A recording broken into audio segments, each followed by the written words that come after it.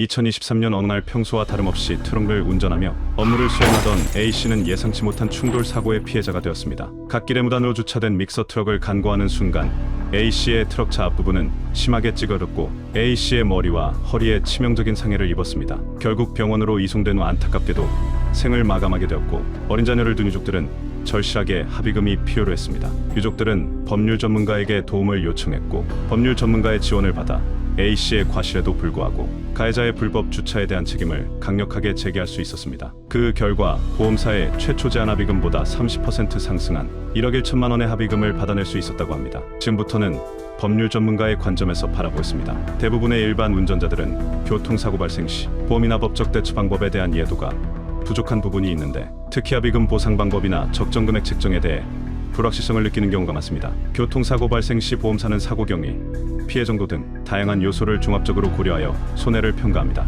합의금 산정에 반영되는 주요 항목으로는 후유장애, 치료비, 휴업 손해, 정신적 피해에 대한 위자료 등이 있습니다. 특히 후유장애율은 손해 산정에 결정적인 영향을 미치는 중요한 요소입니다. 법원에서도 교통사고 합의금을 독자적으로 산정하는데 이때 유사 판례, 피해 정도, 과실 비율 등을 면밀히 검토합니다. 특정 질환이나 상해 정도에 따라 법적으로 정해진 치료기간과 장애율이 보상 범위를 결정하게 됩니다. 과실 비율은 합의금 산정에 매우 중요한 요소입니다. 피해자의 과실 비율이 높을수록 실제 수령액은 크게 줄어들 수 있습니다. 예를 들어 피해자의 과실 비율이 50%라면 1억 원이 손해 산정액 중 실제로는 5천만 원만 수령하게 됩니다. 따라서 블랙박스 영상, CCTV 기록, 목격자 진술 등을 통해 과실 비율에 대해 적극적으로 해명하는 것이 중요합니다. 또한 교통사고 직후에는 무엇보다 응급조치가 최우선입니다. 인명피해 발생 시 즉시 적절한 구호 조치를 취해야 하며 이를 소홀히 할 경우 법적 처벌의 위험이 있습니다. 현장에서의 작은 증거 하나만으로도 교통사고 상황이 전혀 다르게